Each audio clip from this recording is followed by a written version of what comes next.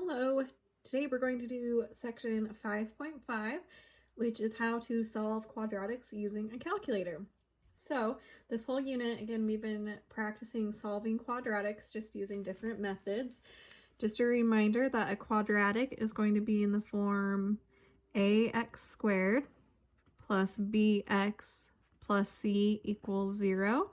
So we have our x squared term, an x term, and a constant term, where a, b, and c are just going to be different numbers. So solving quadratics with a calculator, I am going to be using the TI-84 Plus. This is just a really standard calculator that all the schools have. If you do not have a graphing calculator at home, you can use Desmos. So you can either go to desmos.com and type in your equations there, or there's the Desmos app that's free to download on your phone if you have a smartphone. But just so you know, if we go back to school in person, you are not going to be able to use these like on a test or anything. So you do still want to know how to use TI-84 to do your graphing. So like when you are back in school or take the ACT, you can use the correct calculator. So we're going to be practicing all of the like different menus and button options on the calculator and how to get what we need. And then also I just want to remember or remind you guys to know what a 0 actually is. So a 0 is just another x-intercept name. So it's just a synonym for x-intercept. Sometimes you'll also hear it called a root. So these are all just synonyms for each other. So when we're solving quadratics, you're solving for the x-intercept. So essentially you're finding where does the quadratic cross the x-axis. So we have the option where our parabola shape crosses 2 times. So we have 2 solutions. But sometimes maybe your parabola is just up here, and there's not going to be any time that it crosses. So there are 0 solutions. So that is an option.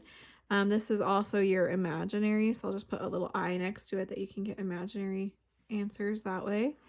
And then sometimes you might have it where it's just sitting right on that x-intercept, so, or that x-axis, so you just have 1 solution. So that's kind of the background for getting 2 answers, 0 answers, or 1 answer. But again, this whole unit, when they're telling you to solve, that's what you're solving for, are these x-intercepts. That's what it means to do. So let's say you are given a quadratic and they ask you to solve it. So up until now, we would have tried factoring it.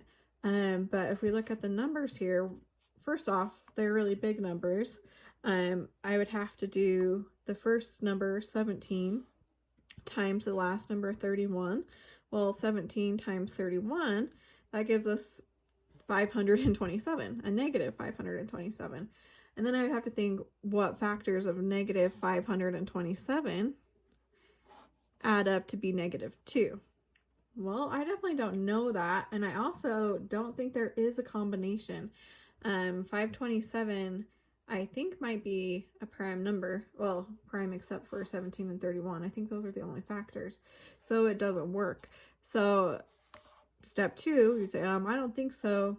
Your other option is you could do quadratic formula, but the last option is you could get out your calculator and graph it. So you would throw this into your graphing calculator. So I'm going to go to my y equals, clear all that out, and let's type in this equation. So I'm just going to do 17x squared minus 2x minus 31. And then we'll push this little graph button over here. Oh, my window's kind of weird. Let me fix my window. So we should get that parabola shape. This is like kind of a long skinny one, and we get these 2 solutions right here. So notice that they're not going right through one of our lines. That means that it would be a decimal answer. That's why the factoring is kind of messy. It wouldn't be a whole number result. So then to actually go and get those x-intercepts in your graphing calculator, you want to go to this calc menu right here that's in blue. So to get to the blue ones, you need to push the second blue button first. So I'm going to push second and then calc, and then we are trying to find the zeros. Again, 0 is just another name for an x-intercept. So we're going to go down to 0, and how it works is there is a little dot. So let me see if I can find the dot so I can show you. So see that little dot right there? So this little dot right now, they're saying to go left bound. So let's do this intercept first. They want you to go left of it, or past it to the left. So I'm using my left arrow to go past it. It's all the way up here now. So notice how it jumps quite a bit sometimes. That's okay. We just need to be past it. So I'm going to push enter once. Now they're saying go right of it. So I'm going to go, this is as close as we can get to the intercept. So I'm going to go one more to the right, pushing the right arrow, push enter. And then see how it's kind of like sandwiching in, these little arrows pop up here. It's trying to sandwich it on that point. Now they're saying guess. They want you to do your best guess. This is as close as I can get to it. That's okay that it doesn't get closer. It skips kind of really far since this is such a steep parabola. Just get as close as you can. That's going to be our guess, and push enter. And that will be your 0 or your x-intercept. So that is one of our answers. So we would say x equals negative 1.29. Let's just go to 2 places. So essentially the idea is you're going left of it, right of it, and then guessing. So every time you're going to do it 3 times. Left, right, guess. So let's just repeat it. Let's do this one now. So I'm going to do second, calc, go down to the 0, push enter, and our dot's over here. So we need to move it over to the right. So there's our little dot. Notice how much it jumps. This is as close as I can get to it. I can't get any closer to the actual intercept. So I'm going to use this one as my guess. So that means if I want to go left of it, notice that when we go left, it's kind of going left and down. That's okay. I'm going to push enter. Again, I'm going to use this one as my guess. So to go right, I'm going to go one more to the right. Now it's somewhere up here. I can't even see it on my screen. That's okay. Push enter. And then go and do your guess. So again, that was as close as we could get to this point. So that one's going to be my guess. I push enter, and I get my 0 as 1.41. So those would be your 2 x-intercepts, and that's your solution. So you always go left, right, and then guess. So I'm just going to write down these steps here. So step 1 is you're going to enter your equation into the y equals button.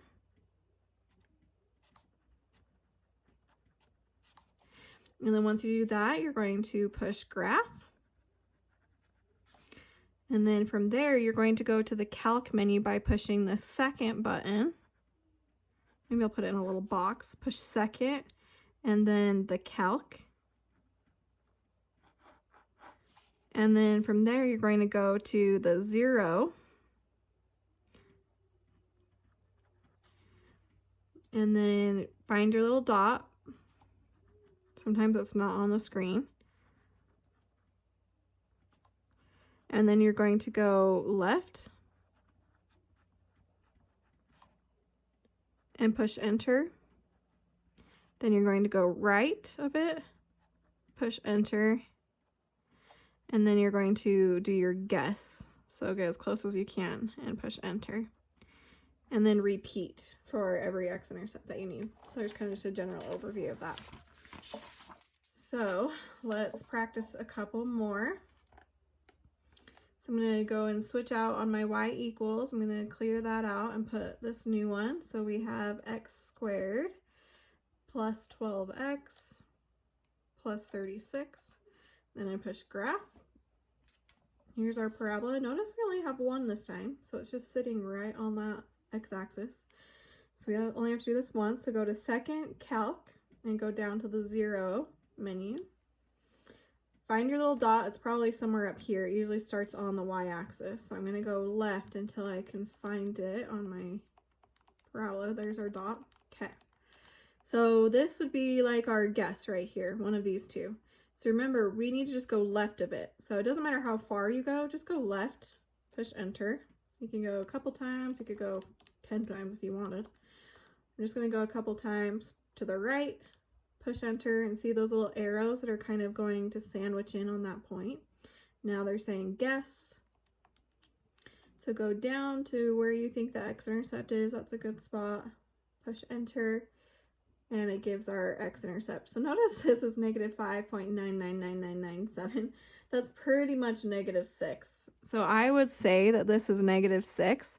I wonder if I did the 0 again and use the other one as my center, what would happen?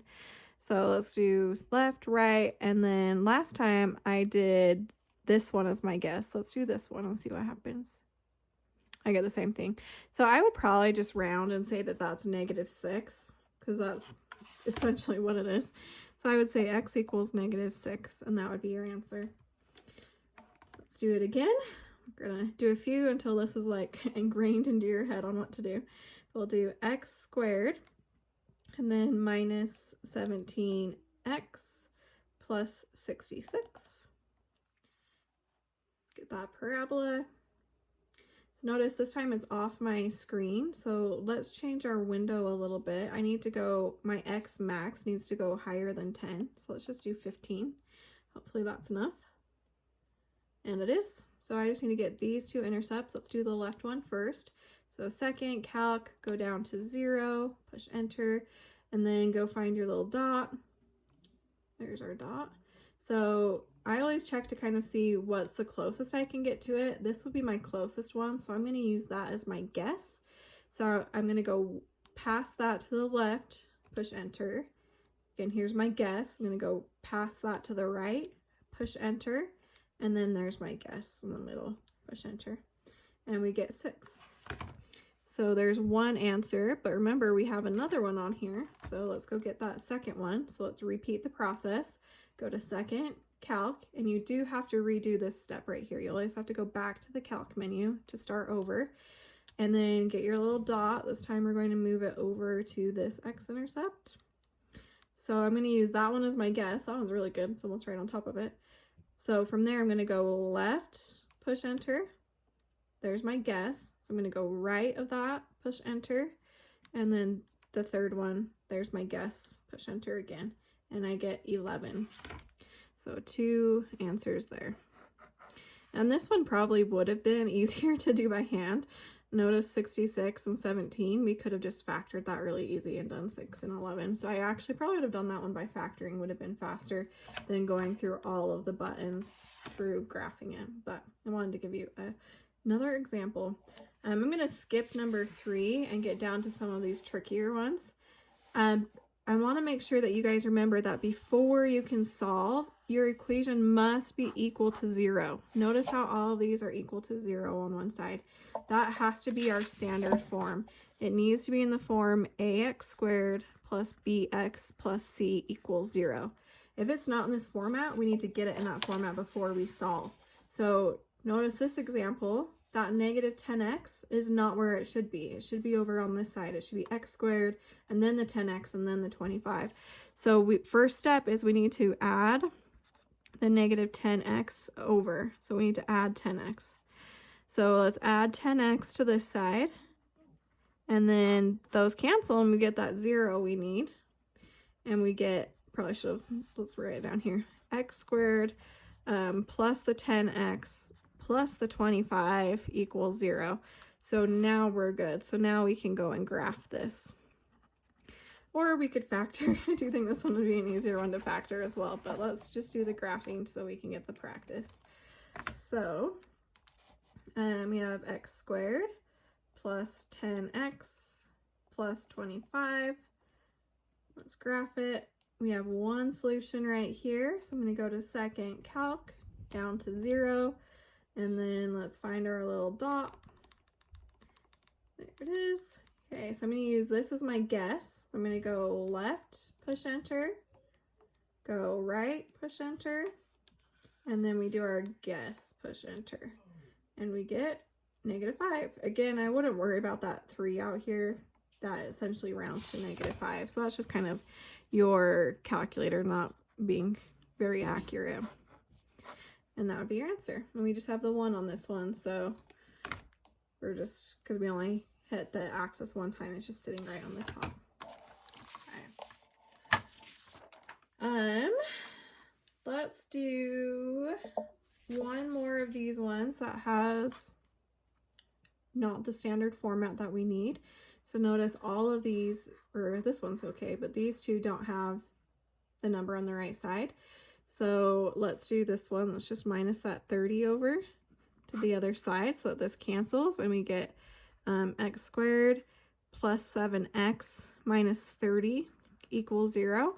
And then again, just a reminder to get this in the right order. We want the x squared term to go first, then the x term to go in the middle, and the constant number term to go in the end, so that it's in that descending order. So we have the x squared, the x, and the number. Sometimes I get people putting them in the wrong place, and that can mess them up when they solve these. But let's go put that in our calculator. So we have x squared plus 7x minus 30. And then let's graph that. And can barely see this one over here. Let's change that window. Let's go like negative 12 to 10, just so I can see a little bit better.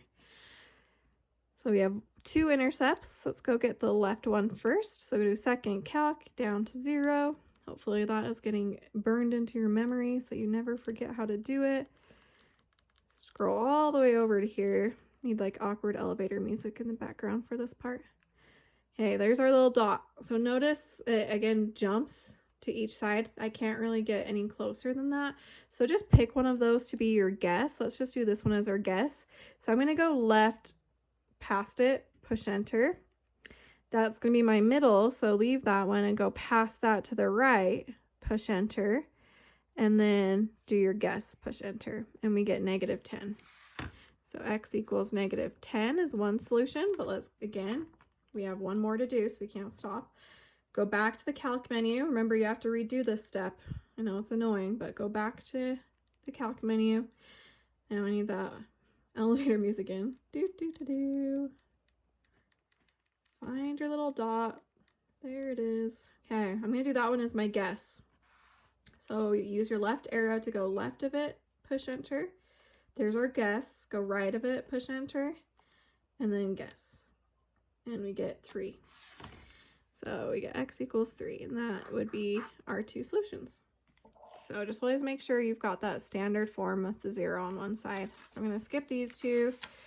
Sometimes you're going to be given equations. See, on this one we have the x squared and the number, but not the x term. That's okay. I would probably not do the graphing method on these, but this one would be a super easy one to factor because you do have a difference of perfect squares here, so I probably would just do that. But you could graph this one. Sometimes it might be given to you in factored form, so you could also just type this straight into your calculator with the parentheses and everything. I do think the 0 method would be easier though, to just set each of these equal to 0 and solve would be faster than putting in your graphing calculator, but you can do it. So again, I probably wouldn't choose that way because I do think sometimes that the graphing calculator takes longer to type it in. But if you wanted to, you could go and put in parenthesis 3x minus 7, close your parenthesis, and then parenthesis 2x minus 9, and put that in, and then graph it. The only issue with this as well is it's when you go and get those intercepts, it's going to give you the decimals for it. But usually, like on your homework, or if this was like an ACT question, they would either want the answer in fraction format, or like on the ACT where they give you the 4 multiple choice options, they would be in fractions. So that's the other issue with the calculator. So usually, like, I try to see if there would be one of the other methods would work better, and I do that. So like this one, I would factor it, since we do have a perfect square minus a perfect square. So remember, if we have a square minus a square, that is going to factor to be a plus b, a minus b, where you just take the square root of each of these terms. So I'm going to have something plus something and then something minus something. We just have to get the two pieces. So I would take the square root of the first part. The square root of 4x squared is 2x. That's going to go in the front of each group. And then the square root of 25 is 5. That's going to go in the back. And so we get 2x plus 5 and 2x minus 5. Well, then to actually solve, you're going to set that equal to 0 and then solve for x. So I would minus the 5 and get 2x equals -5 and then divide by 2. So we get x equals -5/2. And then on this one, we would get 2x minus 5 equals 0. The only difference is now we're adding the 5 over. So we get 2x equals 5, and then we divide by 2. So this time we get +5/2.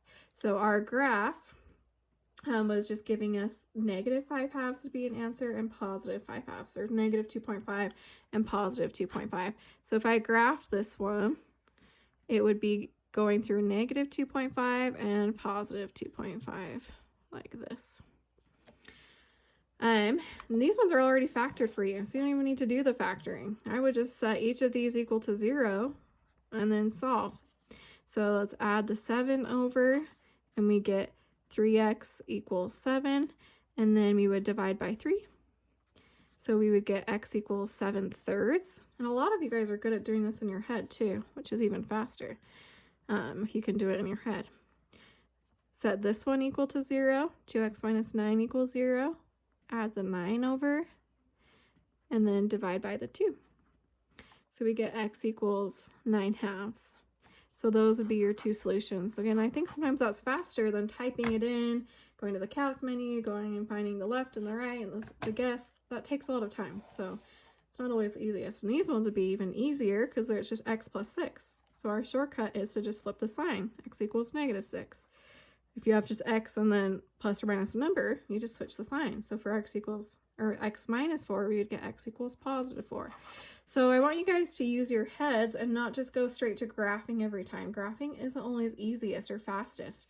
Try and think which method that we've learned throughout this unit would be the quickest.